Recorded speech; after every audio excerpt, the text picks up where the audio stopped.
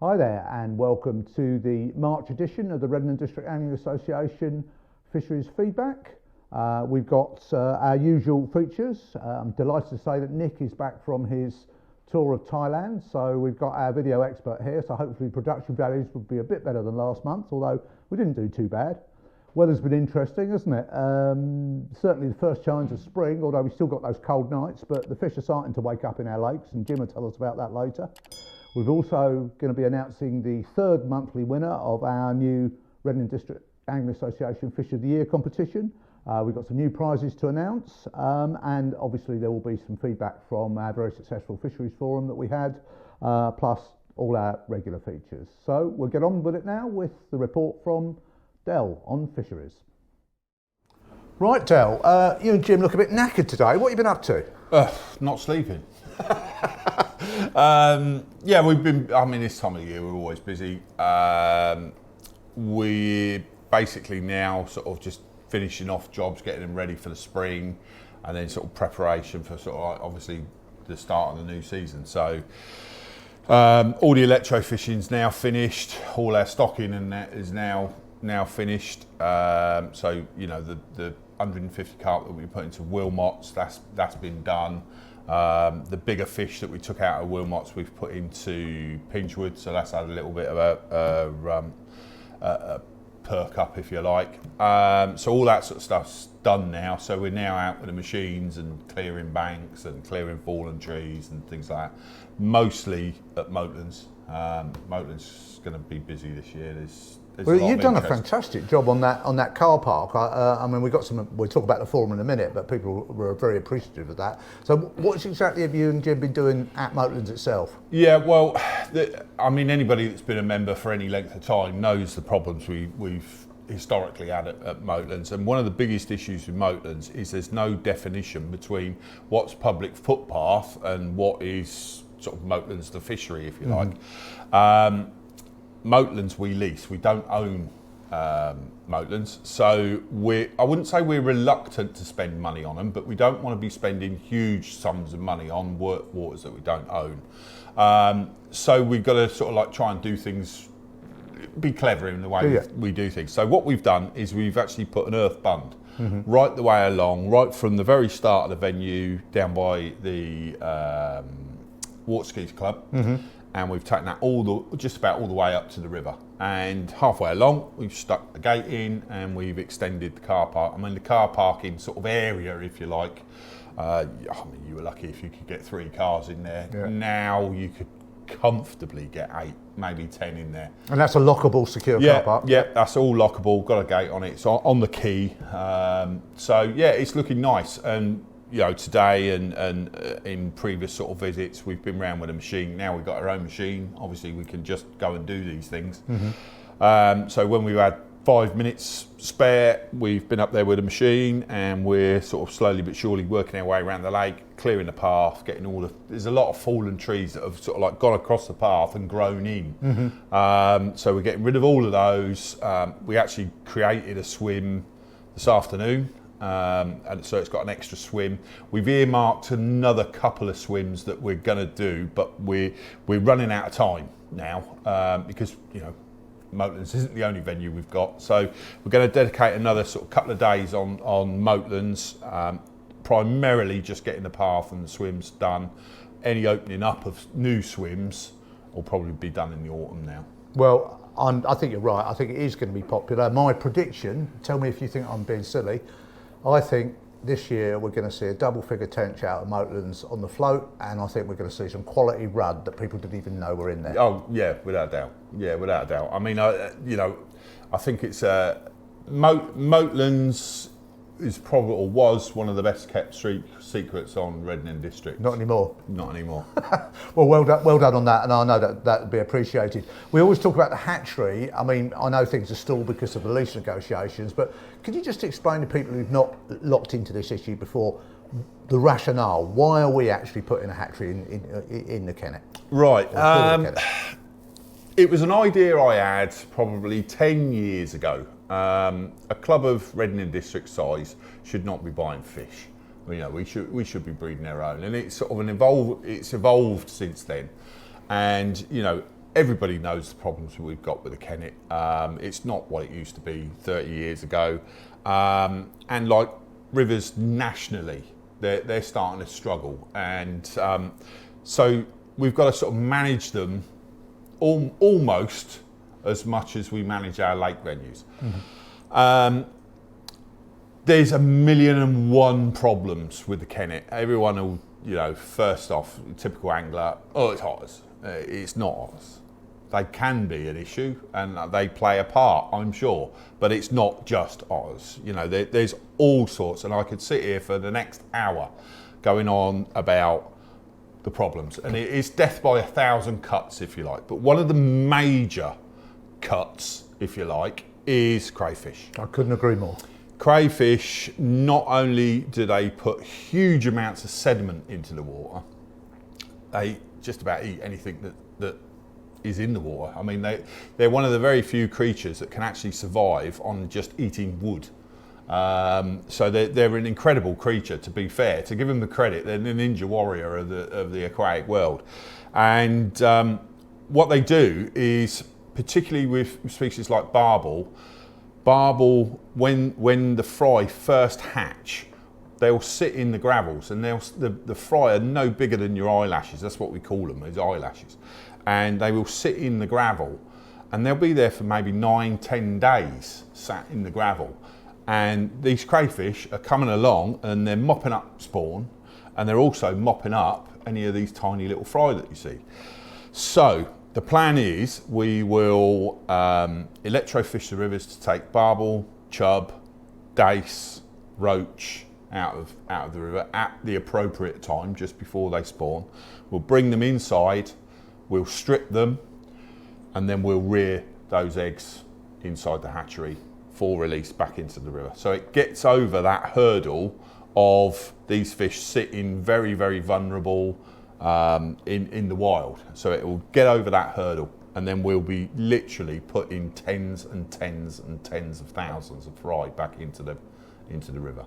I mean, that's very exciting. And just in case people think we're balmy to even attempt this, and I think we're the first angling club to attempt it, certainly for coarse fish, we have had expert advice from the EA at Calverton, who are absolutely behind what we're doing, and that's really good to know. Yeah. I mean, there's a lot of. I mean, this isn't just a mad cat sort of idea that I had. You know, we don't do anything without researching it, and you know, we've got some big players. We've got all the local angling clubs on board with us. We've got the local landowners on board with us. We've got ARC, Action for River Kennet. They're on board with us. The EA are on board with us. CFAS are on board with us. You know, so it isn't just you know a mad ginger lunatic doing it. It's, you know, we got some real professional people involved in this. Well, and that's good to hear. Moving on, we had the forum the other week. It's our annual Fisheries Forum, the third one that we've had. Big turnout, 45, 50 odd people there on a foul night. What was your impression? I mean, I thought the atmosphere was really good. Yeah, I mean, what's important for me particularly is new faces. You know, a lot of the time, I do a lot of these types of things, you know, sort of consultatives and things like that, and you end up preaching to the converted. And while it all looks good, but you know, when you're talking to people that you know, they already know what you're going to be telling them. Whereas with the forum, I would say probably 40% of that room I didn't know, which is good. Yeah. And we with a membership of 1,1700, you know, 45 people sounds fairly small, but 45 people is more than we had last year, and hopefully next year there'll be more again. So if we can just keep growing it along, it's a good evening. It's fairly relaxed. There wasn't too many sort of questions that we couldn't answer, and it gives the ordinary angler a bit of a perspective on what we do and why we do it. And gives them an opportunity to have their say. Yeah, exactly. Which is important. Yeah. Well, thanks for that, Del. That was really interesting. And just for those people that couldn't make the forum, we are going to make it available online. We're going to do a downloadable PDF of the slideshow. So you'll be able to see some of what you missed. Yeah, and of course, you know, if anyone has got any questions, you can ask questions any time you like. You know, either ask on Facebook or send us an email. You know, we don't dodge nothing questions. Yeah, exactly. So you know, you haven't got to wait till next year to ask a question. You know, send us an email if you need to. Gotcha. Right. Our next item is the Fish of the Year competition. We've got another monthly winner. I'm delighted to say that the back end turned out exactly as Jim predicted last month, that there would be some really impressive chub caught. A whole range of fish, both from the Loddon, from the Kennet and from the Thames. Pride of place goes to Darren Reeves for this. It's not the greatest photo, but it's a lovely, lovely fish. A 7 pound, 2 ounce chub from Lower Benyon. So Darren, congratulations. Del will be at some point presenting you with your monthly little trophies that we've had made. And I'm delighted to announce that finally we've had confirmation from Angling Direct that every single monthly winner of the competition will get a £50 tackle voucher. Before anybody asks, I know the shop burnt down. They are redeemable online. So you will be able to get your 50 quid's worth of fishing gear, and we all need more fishing gear. So thanks very much to Angling Direct for their generosity. It's 50% funded by the club, 50% funded by Angling Direct. And also congratulations to Darren. I had a feeling we were going to see a £7 at the Kennet. Yeah. The writing was on the wall. Absolutely. Definitely. So congratulations, mate. And just if anyone else wants to submit prize fish, specimen fish that they're catching in the coming weeks, all the details are on our Facebook page on a featured post, or you can go straight to the website and click the link. It's a very, very simple process. Just fill in a simple form. It's got to be weighed properly. It's got to be witnessed. And then we will make the decision in due course. Thanks very much, and well done again, Darren.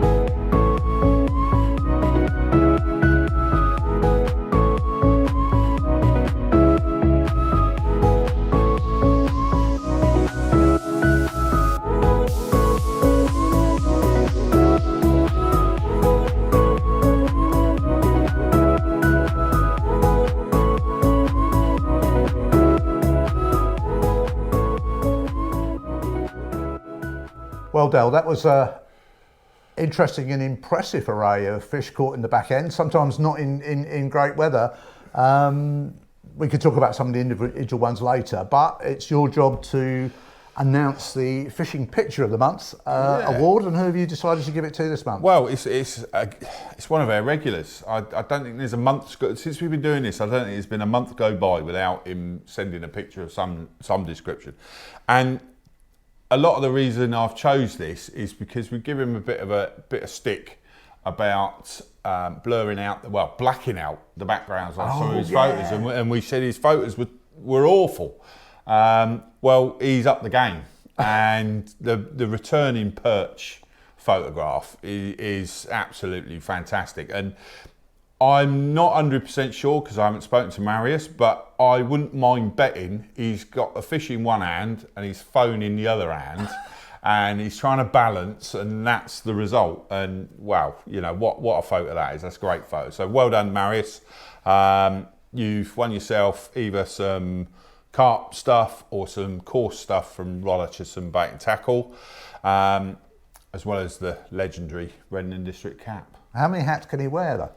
Well, yeah, it's, I mean, if he keeps catching fish like that, his head's going to swell. Yeah. So, you know, he might need 2 hats to actually cover it. But, yeah, he can be like an England cricketer, keeping his caps. Of course he can, of course he can. Well, just mention a few other of the notable fish that were caught and the pictures that we received. I mean, the big chub didn't disappoint. I was delighted that Jem Fox achieved his ambition of, I think he wanted a 30-pound carp this year, a 6-pound chub and a double figure barbel on the float, and he certainly did that. I mean, that 611 that he caught trotting on the Kennet, I don't know exactly where, you know, fair play to Jem. He puts the hours in. Yeah, exactly. And, you know, a 6-pound chub, as I actually caught a 6-pound chub myself this year on a trotting on a float. It's no mean feat. That's no mean feat, and you know I'm impressed with the fact that he's got his own brand hat.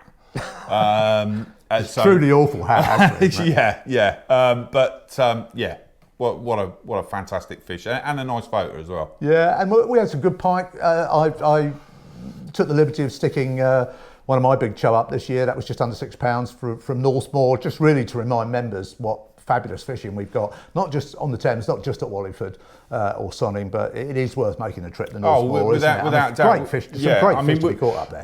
We get accused, well, not accused, but we get a lot of people comment on Northmoor, oh, it's such a long way away, but it's actually quicker to get to Northmoor than it is to Froxfield. And there's a lot of people fish at Froxfield. Yeah, exactly. So, you know, it is well worth the trip. It's an easy walk from the car park. It's a lovely place to be. You'll hardly see a soul when you're there. Absolutely. And there's some whacking great big fish to be caught. Yeah, well, a lot of the big ones I caught this year, I was caught on a waggler and maggot. Yeah. That's a nice way of fishing. Yeah, exactly. It's narrow enough to fish the far bank. Yeah, which is great. And obviously there was some great pike that came out, some nice pike that came out, and one or two half decent barbel as well. I see Paul Rogers had one from the lower river, and Kipper Canyon was as usual pulling out a few barbel. So he's been a bit consistent this year. I mean, I think he saved all of his photos up and sort of dumped them on us all at once. And he's had some nice fish this year, definitely. Well, thanks for that, Del, and thanks to everyone that submitted their photos. Please keep them coming. There is an award for the best fishing photo each month, so we'd love to highlight your achievements, and best of luck for those of you that are out there trying it on.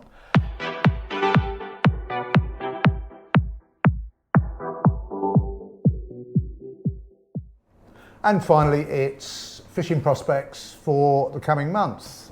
Joined as ever by Jim Stansfield, our Deputy Fishery Officer. Jim, you called it right last month with the big chub, but of course we're in that crossover period now. We're into April. Mm-hmm. Spring's coming. Clocks have gone back.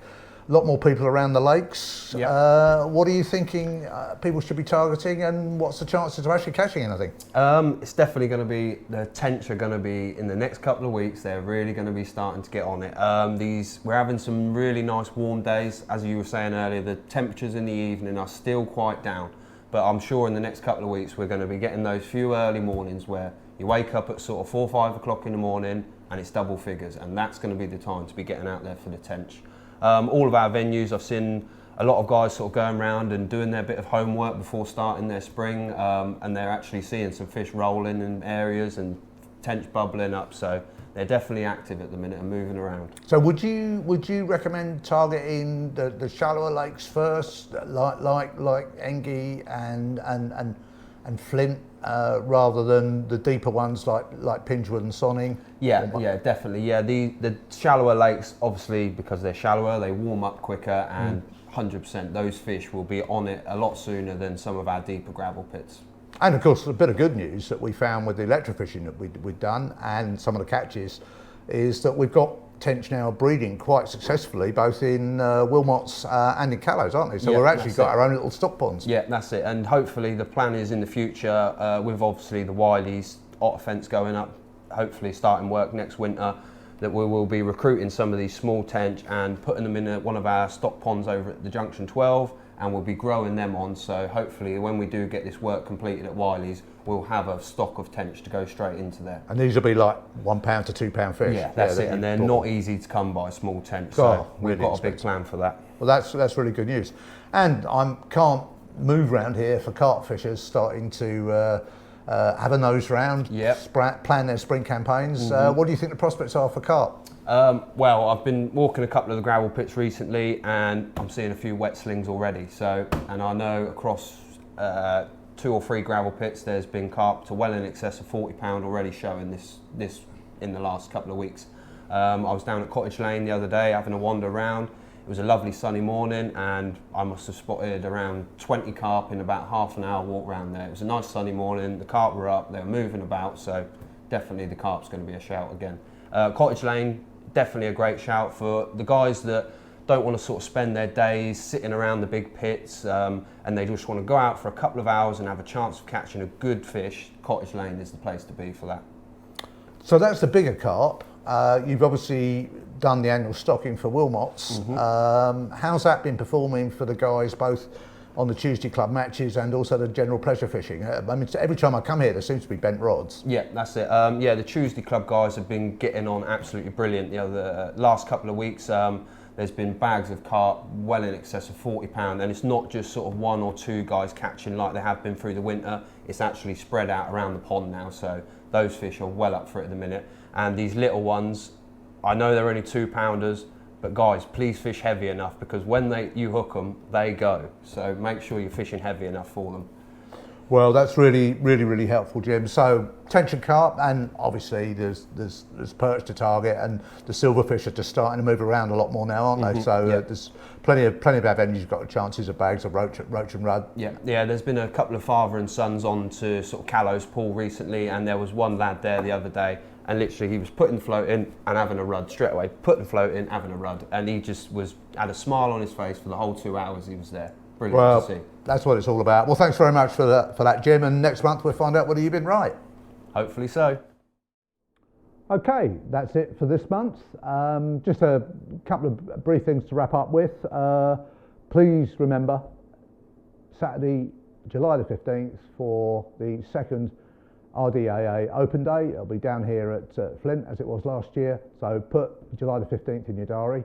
And finally, I should have mentioned it earlier when we were talking about the forum, but the fishing picture of the year was voted for by people who are attending the forum, and we have 2 winners. It was Isabel White, this fabulous little coaching picture of Isabella with a tench from Callows, and a lovely shot of young Reece Searle, one of our success stories in the club, with a personal best carp of £19 from Cottage Lane. So congratulations to Isabella and congratulations to Reece.